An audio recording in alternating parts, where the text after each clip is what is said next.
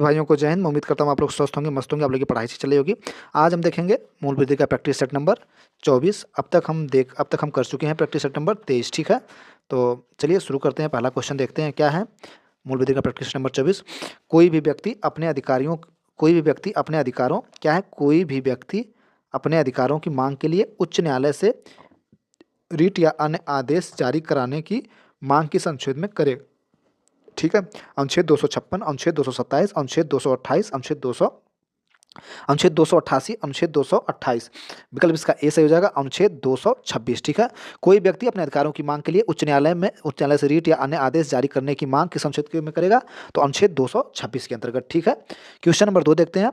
एक रूपक है जो ऐसी न्याय वितरण सभाओं के लिए इस्तेमाल किया जाता है जो कानून अथवा अन्य आदर्शों की कोई परवाह नहीं करती है, जिसका आधिकारिक महत्व उस प्रदेश में है जहां वह स्थित है, न कि बराबर अथवा बिल्कुल नहीं। तो विकल्प इसका बी से हो जाएगा, कंगारू कोर्ट। ठीक है, विकल्प इसका क्या हो जाएगा, बी से हो जाएगा। कौन सी कोर्ट, कंगारू कोर्ट। विकल्प इसका बी है। कंगारू कोर्ट एक ऐसा रूपक है जो ऐसी न्याय वितरण सभाओं के लिए इस्तेमाल किया जाता है जो कानून अथवा न्याय के आदर्शों की परवाह नहीं करती है, जिसका आधिकारिक महत्व उस प्रदेश में है जहां वह स्थित है।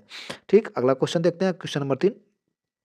क्या है, सूचना प्रौद्योगिकी अधिनियम 2000 की किस अध्याय में ऐसे कृत्यों के बारे में उपबंध किए गए हैं जिन्हें विशिष्ट साइबर अपराध कहा जाता है। अध्याय 7 में, अध्याय 9 में, विकल्प बी अध्याय 8 में, विकल्प डी अध्याय 10 में। विकल्प इसका डी से हो जाएगा, अध्याय 10 में। ठीक है, क्वेश्चन नंबर 4 देखते हैं। सूचना तकनीकी अधिनियम की धारा 69 के अधीन अपराध की दशा में कारावास की अवधि कितनी हो सकती है। सूचना तकनीकी अधिनियम की धारा 69 के अधीन अपराध की दशा में कारावास की अवधि कितनी हो सकती है। विकल्प ए 5 वर्ष, विकल्प बी 7 वर्ष, विकल्प सी 10 वर्ष, विकल्प डी 3 वर्ष। विकल्प इसका बी से हो जाएगा 7 वर्ष। ठीक है, क्वेश्चन नंबर हम 5 देखते हैं। सूचना प्रौद्योगिकी अधिनियम 2000 सूचना प्रौद्योगिकी अधिनियम 2000 में साइबर अपीली अधिकरण की शक्तियां वर्णित है। धारा 58 में, धारा 59 में, धारा 60 में, धारा 61 में।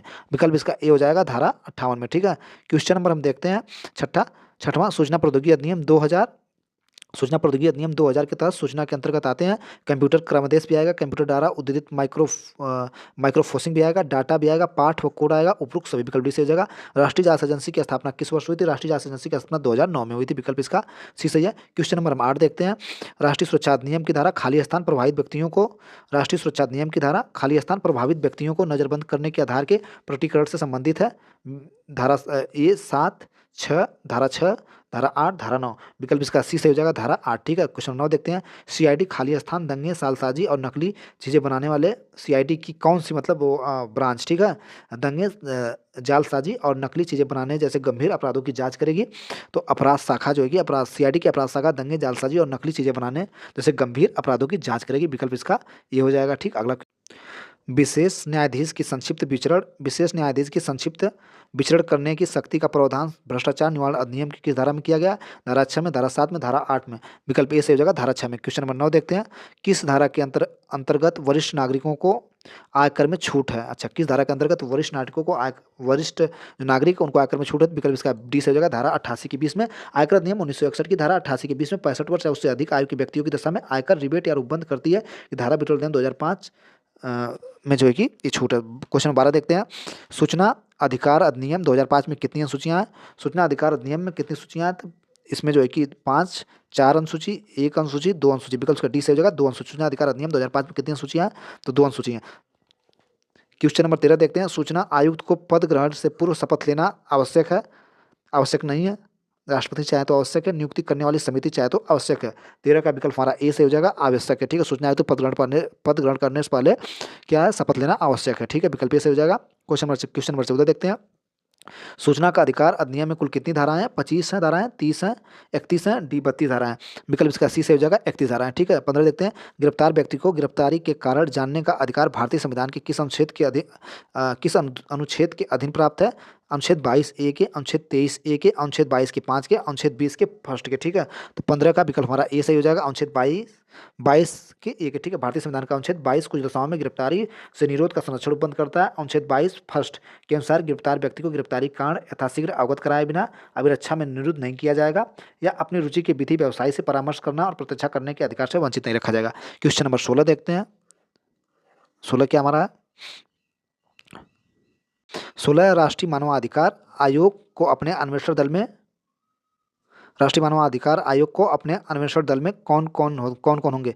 एक पुलिस, जो पुलिस महानिरीक्षक की श्रेणी से होंगे, एक उप महानिरीक्षक, 2 पुलिस अधीक्षक, 6 उपाधीक्षक और 24 उप निरीक्षक। तो विकल्प इसका डी से हो जाएगा, उपरोक्त सभी। ठीक है। क्वेश्चन नंबर देखते हैं 17। राष्ट्रीय मानवाधिकार आयोग का मुख्यालय कार्यपालक अधिकारी को राष्ट्रीय मानवाधिकार आयोग का मुख्य कार्यपालक अधिकारी कौन होगा?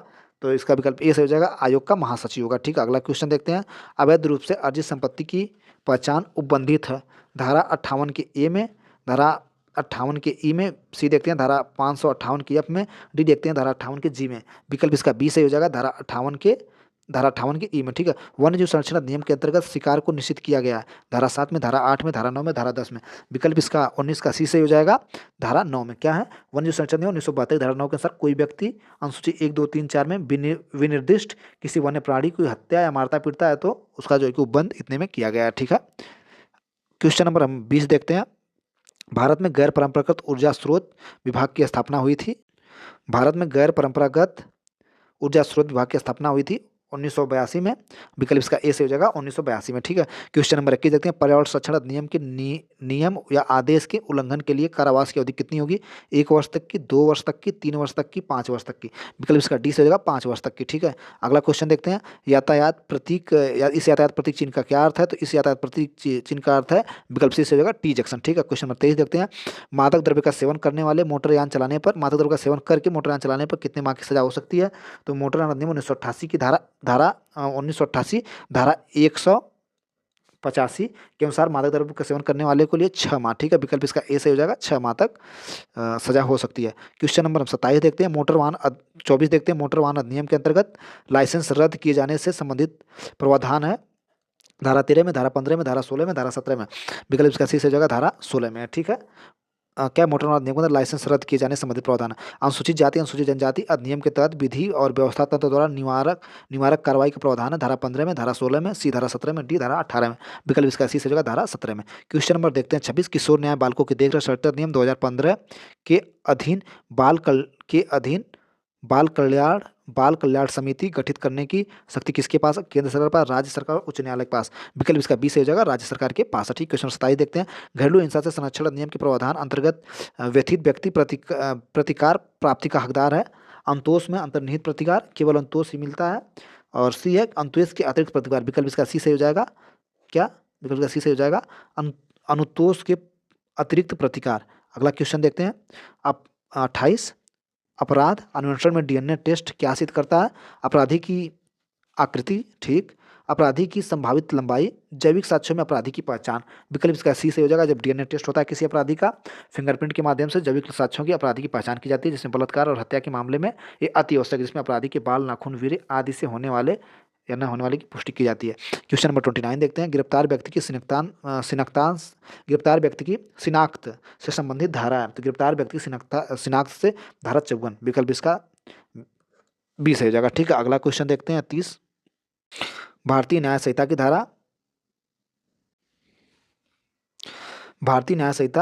धारा 311 के विषय में क्या है? सदोष, अवरोध तथा परिदोष, संगठित अपराध, हत्या का प्रयास है, खतरनाक हथियारों का उपयोग व स्वेच्छा से चोट पहुंचाना। विकल्प इसका बी से हो जाएगा, संगठित अपराध है। क्या?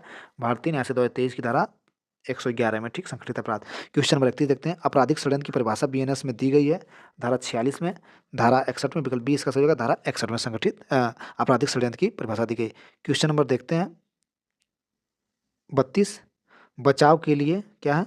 बचाव के लिए भूल होनी चाहिए केवल विधि द्वारा, केवल तथ्य द्वारा, विधि या तथ्य द्वारा, चाहे तथ्य या विधि दोनों द्वारा। क्या है? भारतीय न्याय संहिता 2023 की धारा 14 के अनुसार कोई बात अपराध नहीं है जो किसी ऐसे व्यक्ति द्वारा की जाए जो उसे करने के लिए विधि द्वारा आबद्ध हो, या जो तथ्य की भूल के कारण, न कि विधि के तथ्य के भूल के कारण हो सकती है, न कि विधि के भूल के कारण हो, सद्भावपूर्वक विश्वासघात करता है तो वह उसे करने के लिए विधि द्वारा आबद्ध है। ठीक है। विकल्प इसका बी से हो जाए, केवल तथ्य के भूल से, न कि विधि के भूल से। ठीक। 33 देखते हैं। निम्नलिखित में से किस अपराध के सिद्धांत को बल मिला कि जब पीड़ित व्यक्ति को नुकसान कारित करने वाले व्यक्ति के विरुद्ध बदला लेने का हक प्रदान किया गया? प्रतिकार सिद्धांत, निरोध सिद्धांत, निवारक सिद्धांत, सुधारात्मक सिद्धांत। तो 33 का विकल्प हमारा ए से हो जाएगा, प्रतिकार सिद्धांत। ठीक है। प्रतिकार सिद्धांत में अपराध को बल मिला कि जब पीड़ित व्यक्ति को नुकसान कारित करने वाले व्यक्ति के विरुद्ध बदला लेने का हक प्रदान है। ठीक है। 34 देखते हैं। क्वेश्चन नंबर, भारतीय साक्ष्य अधिनियम 2023 की धारा 146 146 संबंधित है। साक्षियों की परीक्षाओं का क्रम। सी सूचक प्रश्न। डी अशिष्ट प्रश्न। विकल्प इसका सी से हो जाएगा सूचक प्रश्न। ठीक है। भारतीय शासन 2023 की धारा 146 सूचक प्रश्न का उपबंध किया गया। 35 देखते हैं। BNSS बी भारतीय नागरिक BNSS भारतीय नागरिक क्या है? भारतीय नागरिक BNSS भारतीय नागरिक सुरक्षा संहिता। भारतीय नागरिक सुरक्षा संहिता 2023 में पुलिस थानों को परिभाषित किया गया। ठीक। भारतीय नागरिक सुरक्षा संहिता 2023 में पुलिस थाना को परिभाषित किया गया। तो पुलिस थाना को 2 के ए के यू में परिभाषित किया गया। विकल्प इसका सी से हो जाएगा, धारा 2 के फर्स्ट के यू में। ठीक। वरिष्ठ पुलिस अधिकारियों की शक्तियां को उपबंधित हैं। तो वरिष्ठ पुलिस अधिकारियों की शक्तियां धारा 30 में उपबंधित हैं। ठीक है। विकल्प इसका ए से हो जाएगा। क्वेश्चन नंबर अगला देखते हैं 37। भारतीय न्याय संहिता 2023 भारतीय न्याय संहिता 2023 में सामान्य आशय से संबंधित विधि का उल्लेख किया गया है।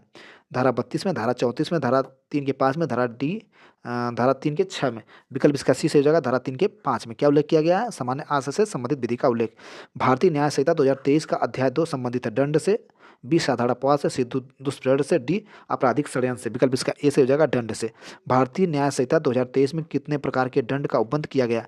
5, 6, 7, 3। विकल्प इसका बी से हो जाएगा, 6 प्रकार के दंड का उपबंध किया गया। क्वेश्चन नंबर हम देखते हैं 40। रश्मि चोपड़ा बनाम उत्तर प्रदेश राज्य 2019 का मामला संबंधित है हत्या से, बलात्कार से, सी क्रूरता से, डी आत्मरक्षा से। विकल्प इसका सी से हो जाएगा। रश्मि चोपड़ा बनाम उत्तर प्रदेश मामला क्रूरता से संबंधित है। सभी भाइयों को थैंक यू। आप लोग कमेंट बॉक्स में अपनी राय सुझाव दे सकते हैं। मेरी वीडियो कैसी लगी? आपके कमेंट करने से मुझे मोटिवेशन मिलता है।